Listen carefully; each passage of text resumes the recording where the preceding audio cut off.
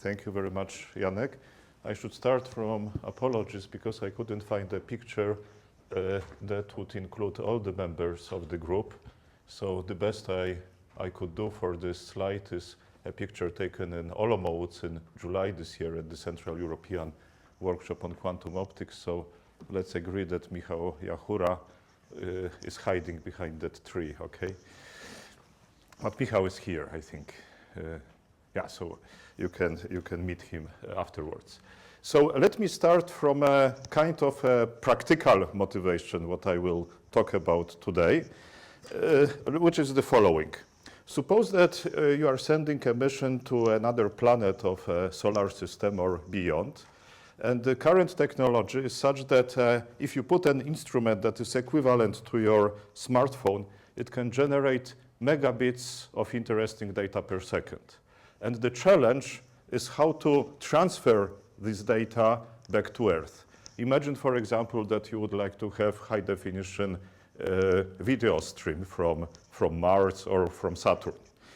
So this graph very nicely represents what is achievable using radio frequency communication, which is state of the art at present. Note the logarithmic scale on the horizontal axis. If we are up to 1 astronomical unit, we can achieve something like 100 megabits per second. But then we start to see this fall off, which scales like 1 over distance squared, which means that we are in what telecom people call power limited communication. Basically, the data rate is proportional to the received signal power, and we know that for free space link, the transmission of a channel scales like 1 over distance squared, hence the scaling. The most impressive deep space communication that is still taking place or has been taking place until recently is receiving data from 2 Voyager spacecrafts that are equipped with this radio antenna of 3.7 meter in diameter. And apparently, with the transmitted power of 23 watts, it has been possible to achieve transfer data rates of 160 bits per second, which for those who are older in the audience, it takes them to the times of those buzzing modems, if anybody remembers. Despite those very low data rates, it was possible to receive very interesting scientific information. Here I'm not an expert, but apparently a very good model for our solar system and for the heliosphere can be made very simply in your kitchen. If you have a sink with a flat bottom, you just open a tap, and what you see is that up to some point, water particles will flow radially from, and does it work? Will flow radially from the center where the sun is, and then at some point the movement will change to chaotic and with lower velocities. This change is called the termination shock, and this is where both Voyager missions observed. Until some point they were seeing a kind of a flat rate of solar wind particles that are associated with 5 megaelectronovolts, and at some point there was this abrupt drop corresponding to going through the termination shock and leaving the heliosphere. Instead, both Voyager missions started seeing higher energy particles which are associated with interstellar matter. So imagine now that you can increase those data rates beyond 160 bits per second. This is happening right now. Last year, a new mission to the Psyche asteroid was launched, and in addition to a radio antenna, which corresponds to this legacy technology, the Psyche mission is also equipped with a deep space optical communication terminal, in short, DSOC terminal, that has 22 centimeter aperture, diameter aperture, which is much smaller than radio frequency antenna, and emits 4 watts of power. So you may be curious what data rates are achievable in this communication, in this configuration, and I will try to answer this question, at least partially here. One thing, if you want to receive optical signal, is to have a really nice large telescope. So one of the places where the Psyche signal is being received is a 5.1 meter Hale telescope at the Palomar Observatory in California. And this is a realization of something that has been anticipated for many years, namely that first data rates were changed by increasing the carrier frequency of RF links, and now we have these prospects of going to optical communication, which might allow us to achieve high definition television and others. Okay, so let me start with some very basic model, and I will try to keep formulas to the minimum, which I hope nobody will mind. So we will assume a discrete time model, which we divide the time axis in discrete slots of equal duration, and in each slot we put a pulse for which we can modulate amplitude or phase or both. Okay, so in principle, in which slot we need to decide the complex amplitude of such a pulse. Let us characterize the duration of the pulse with the inverse of the slot rate. So B will be the slot rate, how many slots in second we can accommodate. And informally, I will refer to B as a bandwidth, which is a bit confusing because this is true if the spectrum of the signal would have had a compact support on the frequency axis. But apart from those tails, we will not worry about. Let's think about B as a parameter that characterizes the bandwidth of our signal. And I know that there are many fans of the Wigner function in the audience, so you can also visualize your signal using some kind of a Wigner representation using time frequency parameters. So from the practical point of view, one relevant parameter is the bandwidth. The other relevant parameter is the signal strength, or in physical terms, the received power, how many watts we receive. And from that, we would like to, at the end of the day, we are interested in the information rate. So there are two complementary expressions for the information rate that are very useful. First, we can extract the proportionality coefficient between the information rate and the slot rate.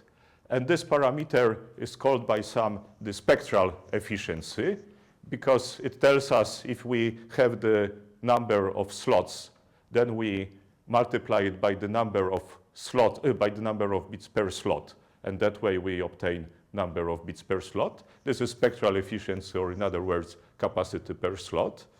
But a more useful formula that will be useful that will help us in the analysis is the following one. Let's take the received signal power. Let's express it in terms of the number of photons at the carrier frequency. Here in the denominator, we have the energy of a single quantum of a single photon at the carrier frequency. So this fraction is basically the number of photons per second. And we want to multiply it by a factor telling us how many bits of information we can send in one received photon. And this parameter is called photon information efficiency. Okay? Let me make a kind of a trivial remark that if we introduce a parameter that we will call signal strength, which tells us how many photons on average are received in a single slot, then we have a simple proportionality relation between photon efficiency and the spectral efficiency for our optical link. So now, what is interesting for deep space optical communication link is that if we do the numbers and look at the attenuation introduced by diffraction losses, then we actually can end up very easily in a regime when the average number of photons per slot, or what we call the signal strength, is much less below 1. So we have, if we chop our time axis into small slots, we have on average a fraction of a photon. Another story that we will discuss in a moment is that there will be also some background noise. And by the way, this regime is completely different from the operation of radio frequency communication links. Okay, so suppose that we are in this so-called photon-starved regime. How can we transmit information efficiently? And the answer has been known for many years, and it's kind of simple. It's the following. Let's take a frame consisting of a fixed number of slots, okay? We will denote the number of slots by the capital M, and let's put a light pulse in just one of those slots, leaving all other slots empty.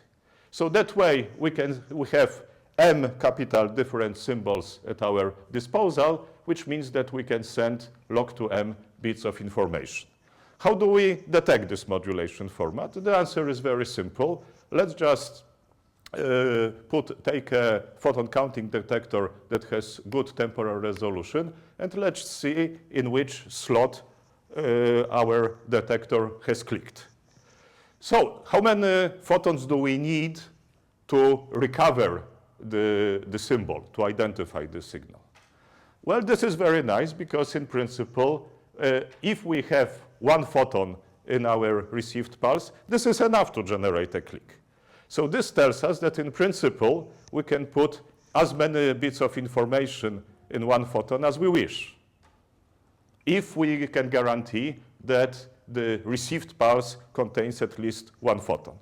Of course, this is not exactly true because those pulses will be generated by a laser and will have Poissonian statistics. After attenuation, Poissonian statistics will be also Poissonian, but with a much lower mean. So one thing for sure we have to take into account is that our detector will not click at all. But this is, if we want to deal with that, of course we have to add some error correcting code, and erasures are relatively easy to deal with. If we are interested in the best error correcting codes can operate, we can calculate the Shannon limit. And a very simple calculation gives us actually an analytical expression for photon information efficiency, which is a product of log to M. This is how many bits of information we can put into our symbols. Q is the probability that the symbol has been recovered, and this factor is simply the normalization of to the number of photons in our pulse. So when we plot the photon information efficiency as a signal strength, and by the way, I haven't mentioned that if we decide to measure 1 or 2 quadratures of our electromagnetic field, which is like how modern fiber optical communication systems work, we are rough at the best, very, very best, we are limited at PIE of slightly less than 3 bits per photon. Whereas if we use high order ppm containing many slots in a frame, then in principle we can achieve arbitrarily high photon information efficiency, and this can be shown analytically that, well, in this regime we may have lots of erasures, but once we receive photon, we are able to transmit log to M bits of information in that photon. So far, so good. The question is if we can do better than that. One question one may ask is what is the ultimate quantum limit on photon information efficiency? And here answer is given by what quantum information people call the Holevo limit, but actually expressions that specify this limit appeared already in the 1960s in a paper by Jim Gordon from Bell Labs. So after some discussions with colleagues in Bell Labs, we settled to call this limit the Gordon-Holevo limit, which hopefully will keep everybody happy.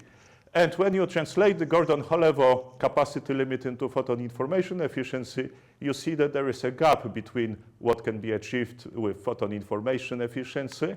This gap, one can derive nice analytical expression for this gap. It has a logarithmic,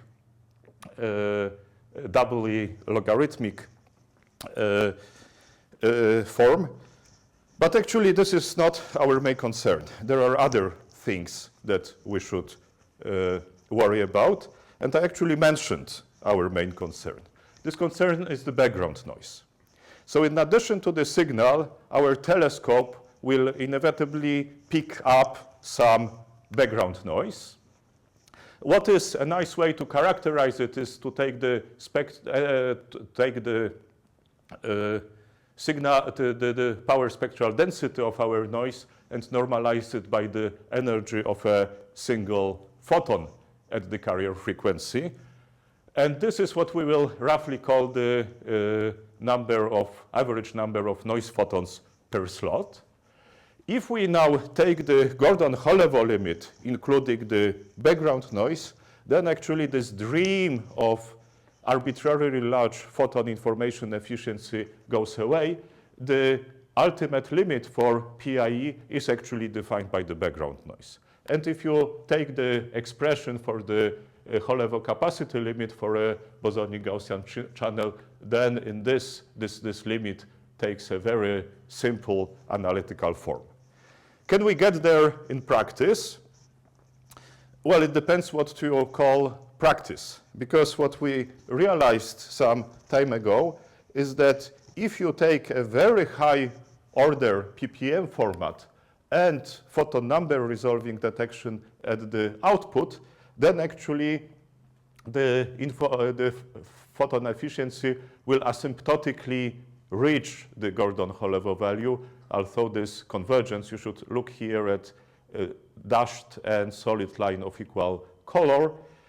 This convergence is terribly slow, but Marcin Jarzyna showed a few years ago that indeed the asymptotic limit is the quantum one. Interestingly, we cannot get to the Gordon-Holevo efficiency limit by using Geiger type detection. We need photon resolution here. Okay. Have I told you the whole story? Not. The problem is that the noise that was included in this analysis is not really the noise that we have to deal with in actual systems. The problem is that the noise we are experiencing is additive white Gaussian noise. Namely, it has different spectral components.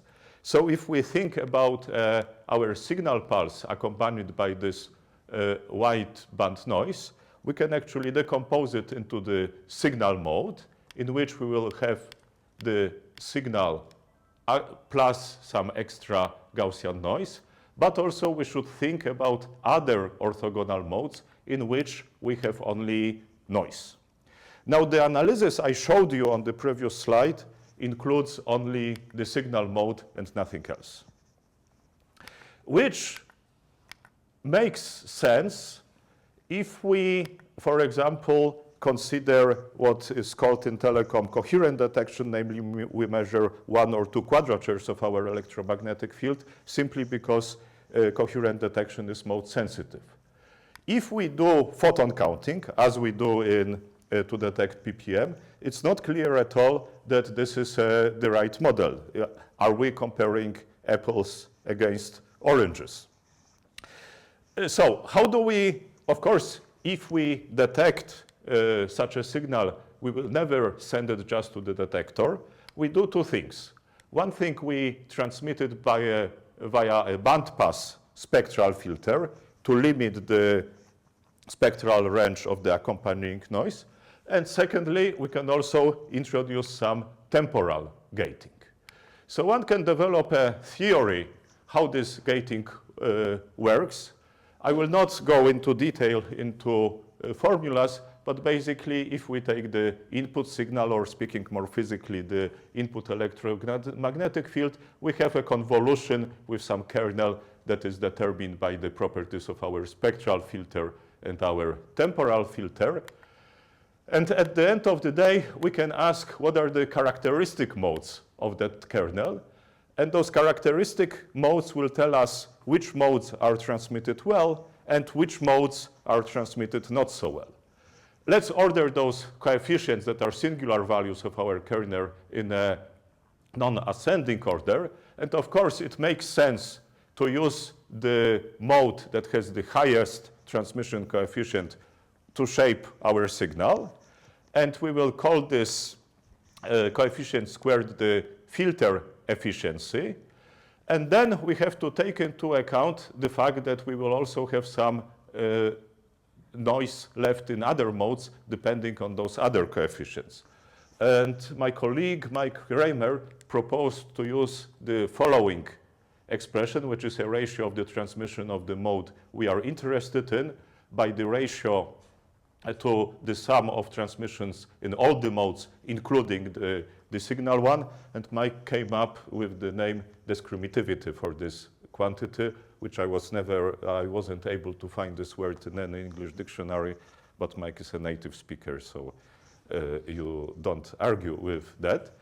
So optimally, what we would like to have filter efficiency as close to 1 as possible, and filter discriminativity as close to 1, because this means that those contributions from lambda 1 squared, lambda 2 squared, lambda 3 squared go away.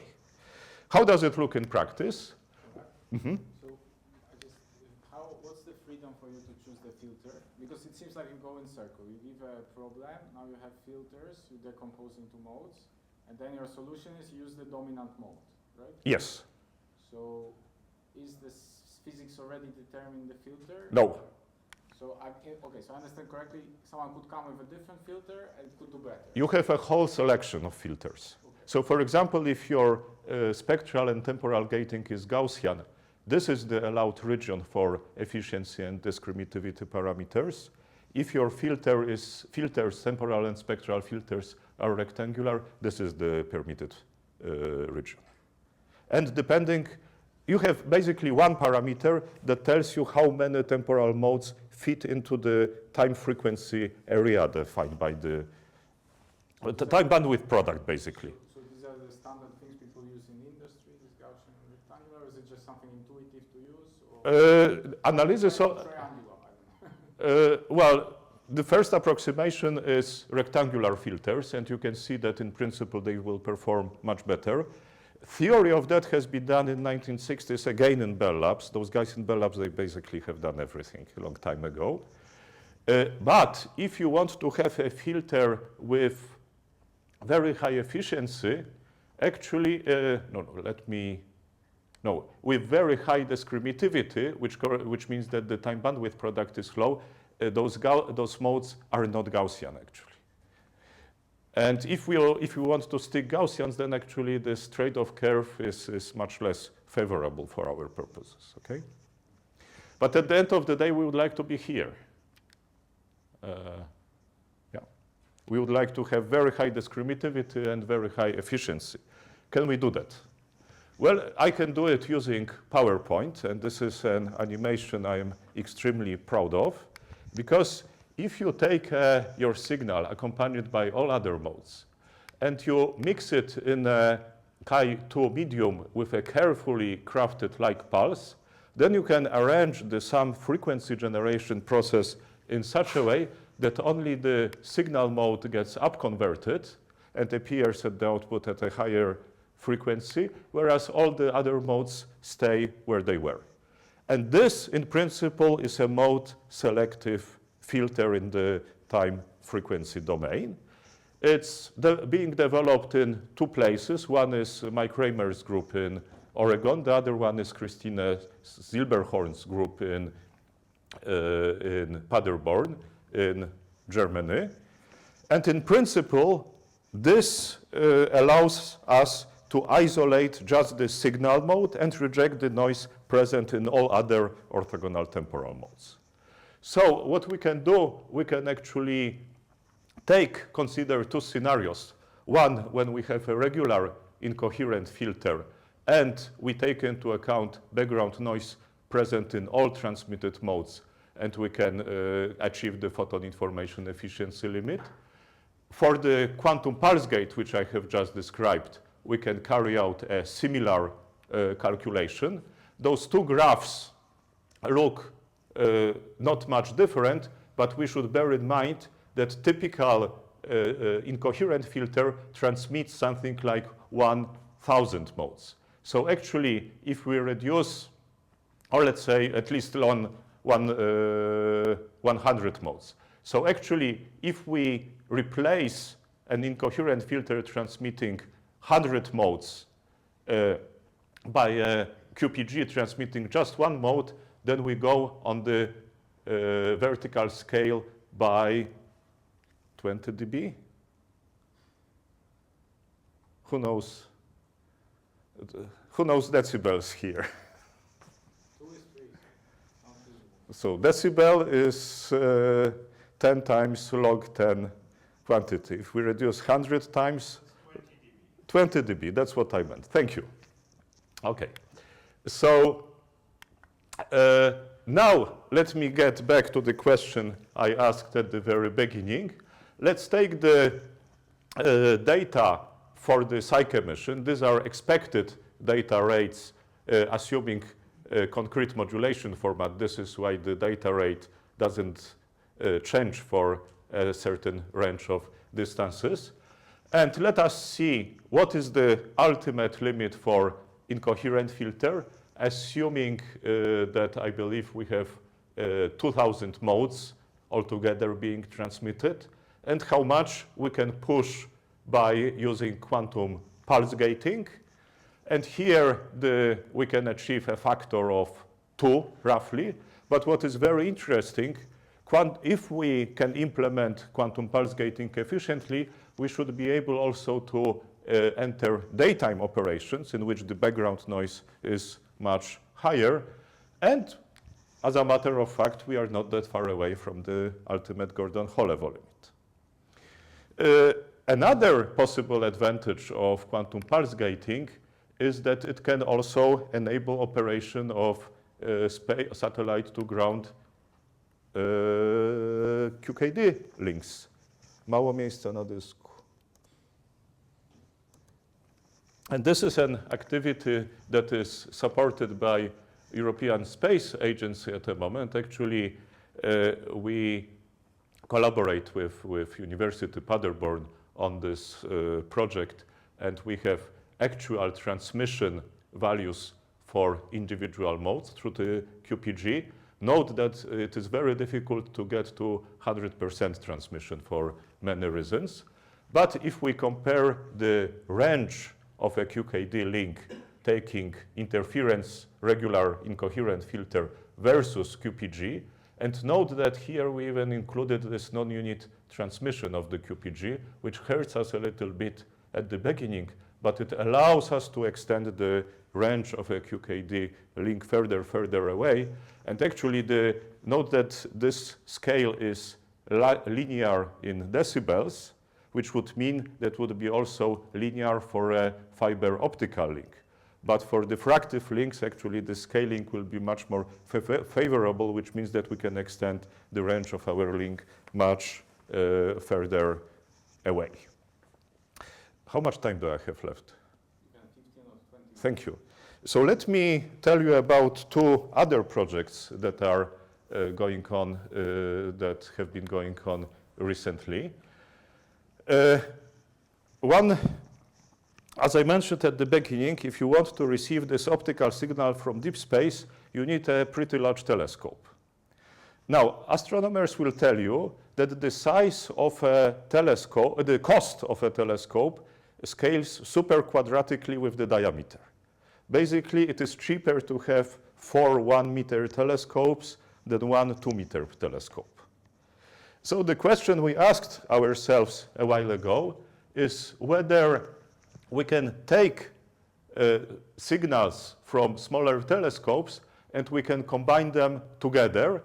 What we would like to have at the output is a single spatial mode. So for example, we can put a quantum pulse gate or another sophisticated way to process our signal.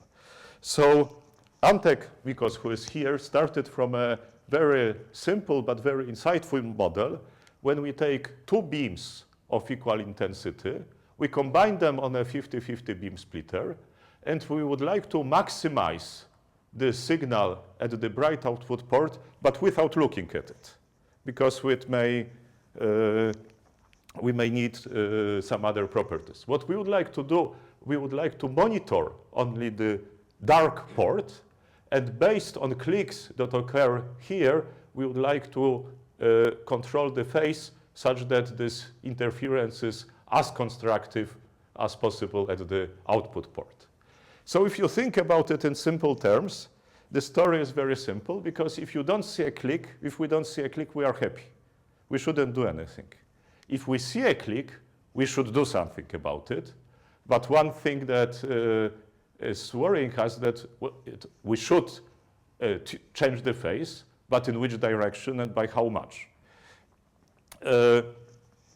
So the idea was to start from first principles, namely from Bayesian inference, and try to derive a way how to change to control the phase in one of the arms, just by looking at the posteriori distribution for the phase. So what we've got here is actually shown vertically the probability distribution for the phase, which we start from the flat.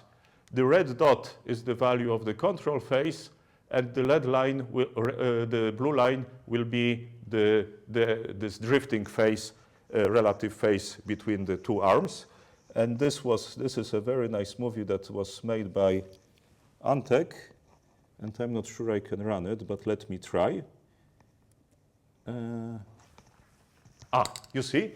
So as long as we don't see a click, this distribution gets narrower. If we see a click, it develops for a moment two lobes, and then we have to decide which lobe we jump to. If we jump to the right lobe, then this lobe gets amplified and narrower, but in a moment we will jump to the wrong lobe. As you see, we went further away, but then we got a second click very soon, and we ended up in the right place. I'm sorry this animation went very fast. On my computer, actually, I have much more time to talk it through, but I think overall it is pretty much clear what is happening here. Maybe let me run it again, because the beginning is most impressive.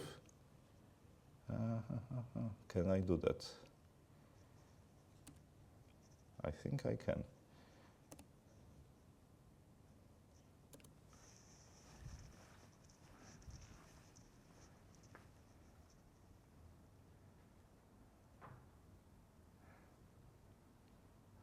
Of course, at the end of the day, I mean, if we are dealing with very weak signals and we don't get any clicks, the phase will go away. So there are some ultimate limits how well this relative phase can be controlled, but that's another story. Somehow the opening of that film is very, very good, but then it gets a bit boring, doesn't it? Or do you want to wait till the end? Yeah? Or you want to ask a question now? One question I got was whether this is any different from regular phase estimation that was done, for example, by Jeff Price and others. Phase tracking, no? Yeah, but my point is that we want to use as little signal as possible for that. And this is the big difference with phase tracking and other approaches that have been developed so far. So let me finish off with two more things. One is, let's go back to the PPM format, and let's ask if direct detection is the best one can do. And actually there is an idea going back to 1970s developed by Sam Dolinar at MIT, and the idea is the following. Well, the PPM signal has a photon, has a pulse, non-zero pulse in one slot. Let's say that this pulse has a complex amplitude alpha, and other slots are empty, corresponding to the vacuum state. I'm sure that everybody in this room knows the phase space displacement transformation, and we can add complex amplitude to our signal such that, for example, alpha gets nulled and moves to 0, whereas 0 is mapped onto some negative amplitude. Or we can even overshoot it. We can move the alpha beyond 0. Can we achieve something with that? Can we improve things using that approach? And here I always get totally confused, because what Dolinar proposed was a way to apply conditionally those displacement transformations to reduce the error rate in recovering the ppm word. And let me try not to confuse you. The idea is that we take the first slot and we always try to null it. So we apply this displacement transformation. So what does it mean if we don't get a click? If we don't get a click, and my mind went blank as usual. If we don't get a click, this might have been a pulse, because the pulse would not generate a click, but also this might have been an empty slot, because an empty slot also has some Poissonian, will generate Poissonian statistics. So we will not get any information, but then the recipe is that we simply do direct detection. We do photon counting on all the remaining slots. If we receive a photon count in a given slot, this is our symbol. If we don't get a count in any other slot beyond 1, then we say, okay, the pulse must have been in the first slot. What does it mean if we get a click? This means that we know for sure that the first slot was empty. Because with this idea of nulling, perfect nulling, the first slot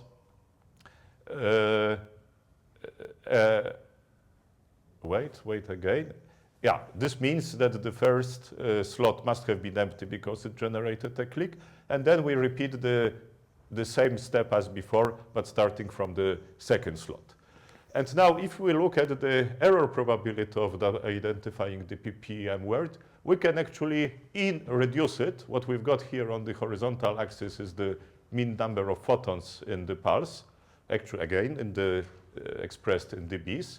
And you can see that this idea of CPN, conditional pulse nulling, allows one to reduce the error rates, and actually overshooting, which is shown with this dashed line, actually allows to improve things a little bit further. This was demonstrated 12 years ago in a seminar done at that, in an experiment done at that time at BBA Raytheon technology by Saikat's Guha's group. What Karol Łukanowski, who is also here in this audience, realized is that if we use the entire freedom of deciding in each step what displacement should be applied, then we can actually improve things further. If you want to know details, ask Karol, because I will get confused if I start explaining to you what is going on. And let me just finish off with one more idea that I would like to put forward. This idea is related to a research theme that is known in telecom as physical layer security. These days, everybody realizes that eavesdropping on optical communication systems is actually very simple. Nobody will notice if you start receiving a little bit of a signal. You simply don't ask why, because it may be that, that some connections got changed on the way, or the amplification at some regeneration node is now a little bit weaker. If you started to trace all that, you would go mad very soon. So in practice, security of optical communication and also RF communication operates under the assumption that someone may have access to the signal, and all the encryption, all the testing data, integrity testing, authentication, verifying that we are talking to the person we want to talk to, takes place in the digital layers of communication systems. But one idea that is now being explored is whether it is possible also to implement some security in the physical layer. And everybody in this room knows that there is one solution that everybody is excited about, and the solution is called quantum key distribution. But this is quantum key distribution can be viewed as one of possible ways to ensure physical layer security. And there are some scenarios where it actually may not be possible. And photon-starved communication is one of them, because the received photons flux is so low that we cannot really guarantee QKD level security here. But should we really worry about QKD level security? Should we worry that someone will insert a quantum processor, especially close to the transmitter? Not necessarily. For example, our primary concern may be a scenario when we have this mission over there. We have our 5-meter dish here, but at some distance of it, someone eavesdrops on the signal, or, for example, tries to send some control sequences that will allow him or her to take over control over the mission. So one thing we would like to do, we would like to generate a cryptographic, a secure key between the transmitter and the receiver that would be robust against passive eavesdropping, a scenario when someone has access to a fraction of the signal, not necessarily the entire signal that doesn't make to our receiver. And in that way, there is a nice solution that we call optical key distribution to avoid confusion with quantum key distribution. And suppose for a moment that our pulses at the detection stage have few photons, let's say of the order of 5, 6, 7 photons. So what we do in this case, we apply fine modulation of the intensity of those pulses. Sometimes we send a slightly lower pulse that generates this orange photocount statistics. Sometimes we send slightly stronger pulses that generate this red statistics. And what Bob does, he looks only, for the generation of a cryptographic key, he looks only at the outermost events.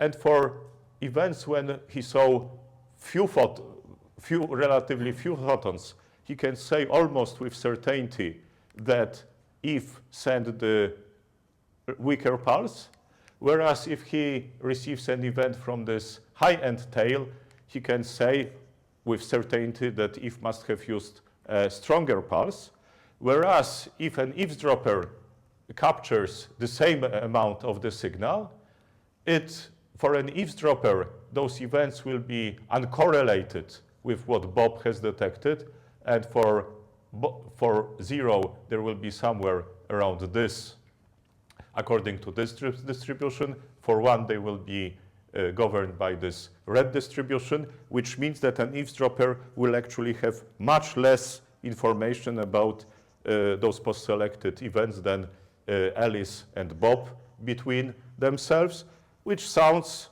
and looks and smells very familiar like QKD, but in a much simpler setting when we just modulate the intensity.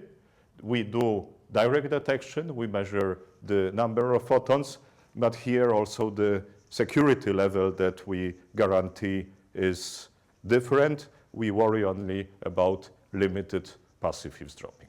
So with that, I would like to finish and thank you for your attention.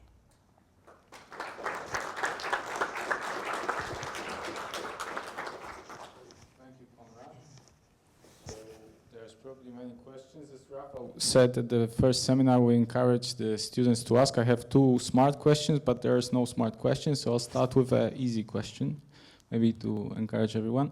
So in this analysis, you don't assume there's alien civilizations? Pardon? Because if there was other civilizations that are more profound than us, they could just do the QKD and approach your satellite in deep space. So this is really humanity-based analysis. Would you agree? Yes. Yeah, we assume no alien civilization with quantum computers. Are out there. Okay. Yeah, I should phrase our assumptions that way. Thank you. Okay, so if I started like this, maybe something from the floor. Yep, Maciek. I have a question to the optical key distribution. If you are not concerned with the quantum computer, then why bother with physical layer security, not classical security? So the question is, if we are not concerned, did you get it or? Yeah.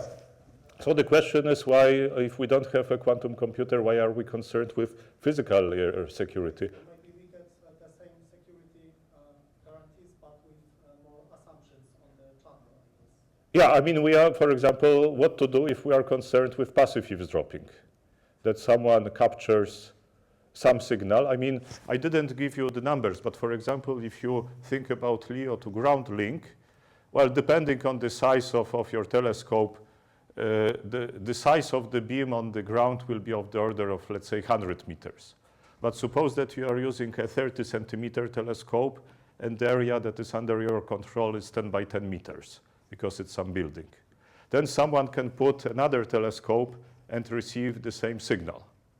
And of course, I mean, what you can do and what people are doing are cybersecurity in digital layers. They use some encryption. Everything is happening, using software. And I'm not advocating giving that up, by no means. What I'm advocating for is that we can add another dimension to security, okay? That in addition to what we are doing now, or some better versions, we could also generate a cryptographic key that is robust against the type of eavesdropping I've just described, and we can also use it to add another dimension of encryption. It is, like wrapping the precious thing in several layers. I mean, if something bad happens with one of those layers, you can be still safe. With that additional assumptions, do we get the same security level as in QKD? No. So here, for example, we are worried only about restricted beam splitting attack, okay? QKD assumes that someone can insert a quantum computer or quantum processor something that into the preserves channel. coherence, Yeah. no? You are someone can steal a bit of your signal. I think that you can put like this. No? Okay, so I have a question because this is really puzzling to me. So in this second part, you showed the way of using Chi2 nonlinearity to get some one mode out. But for me, this is a spontaneous process. So this should have efficiency, like, you kind of presume that it has efficiency 1, but maybe I'm wrong, but I would expect this to have very low efficiency, like spontaneous parametric down conversion. This is not spontaneous because you okay. have populated both the signal and the pump. Okay, both the signal and the idler are populated. So this has efficiency 1 by definition? In principle, you should be able to achieve the efficiency 1, but if you do multi-mode theory using many frequencies or many, time-shaped pulses, then there is some argument. So Mike Raymer will tell you that it's all because of time ordering of creation and annihilation operators, that you cannot really reach unit conversion efficiency. There are some problems. One way to overcome those problems is to put in a series 2 QPGs, and this is what Mike actually demonstrated in the lab. So when you showed those plots, and then you had the one with the QPG, then there's no hidden efficiency being 1. It's like this analysis that you call this English word that does not exist. Discriminativity. Discriminativity, it takes account of everything. For the simulations of QKD, yes. Okay. This includes, well, assuming that you have, for example, no losses, no coupling losses. I mean, Sure. Because but this was that. No, but this you would also put in the other plots. Yeah. Okay. Some questions from the floor? Come on. Yep. So you assumed in this model that there is some noise in this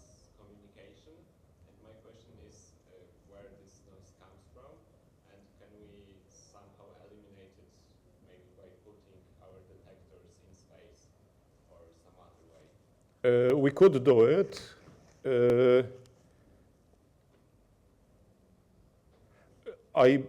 From what I learned from astronomers, the main source of noise appears in the atmosphere. So this is some kind of a last mile of our optical communication system. So one option would be to switch off the sun, which would help a lot. Well, in practice, I mean, you operate those links in nighttime conditions, when you have much less scattering from the sun. It would make sense to put the receive antenna into the space, but also from what I have learned, optic communication with missions is kind of a poor relative of all other great ideas that people want to do. So usually the budgets for ensuring communications are quite limited. And putting a large telescope into space is quite a challenge on its own. So I don't think anybody would do it just for communication. One idea that is flying around, but rather figuratively rather than in reality, is to have some kind of a number of relays. So that way we would have to worry about diffraction losses only at one of the segments, and then the signal could get amplified by a relay. So by relay you mean you have a satellite geostationary, gets it and then passes it on? Yeah, or even you send some spacecraft and you make sure that they receive the signal, regenerate it electronically, and send it further down. So like amplification. Huh? Yeah. Okay, yep, one more.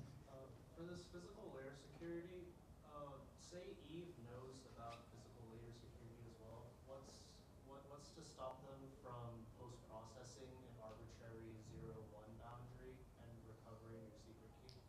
But if you do, the crucial thing is post-selection, which in QKD is called, this is kind of reverse conciliation. Okay, first of all, this is really poor man's CVQKD. Because the basic trick you do in CVQKD, you post, for example, if you do single quadrature detection, you post-select those outermost regions, because then correlations between Alice and Bob are stronger than between Bob and Eve. Yeah? And we are doing the same here. We post-select only, Bob post-selects only those outermost events and communicates to Alice, please do keep only those events that are outermost to me, but I will not tell you whether I was in this very low and very high end, but you should know it anyway because you know what intensity of your pulse you used. And then for those post-selected events, Eve should know much less than Alice and Bob. Yes, but I think you restrict the power of Eve. So, for example, for your idea to work, if Eve had some weird machine, for example, a cloning machine, then probably this would not work, no? Absolutely. So the key is that we say Eve can only steal a bit of signal. It's really like lowering the power of Eve, no? Yeah, thank you. Yes. Because, I mean, there is a very simple attack. I mean, if Eve can place herself right after the transmitter, she measures the intensity, she performs the fog basis measurement, and then she sends a fog state with exactly what she measured, and that way she knows everything. So here we are really playing with the security level. Okay, any more questions? Yes, one more. One question regarding just the simulation of the process you showed us in the video. Was it done by some Monte Carlo simulation, or was it done by another process? Antek is in Olomouc, so maybe these guys. Antek is in Olomouc today. So this was done by Monte Carlo simulation, assuming Gaussian diffusion. Should I add, Marcin, something? Gaussian diffusion, which, as we are learning, may not exactly be realistic. If you have a nice model for phase diffusion in the atmosphere, we would be very interested to implement it. Okay, I think some of the students already disappeared for the classes, so let's thank Konrad. Thank you.